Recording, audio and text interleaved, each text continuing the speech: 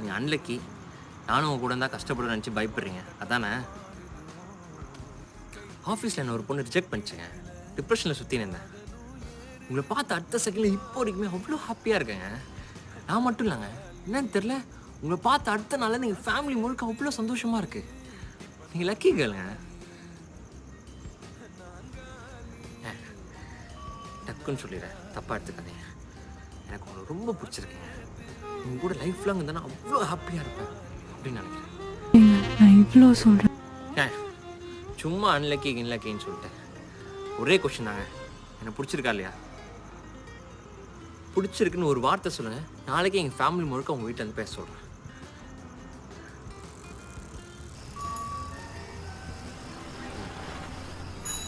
கொஞ்சம் கூட பிடிக்கலையா?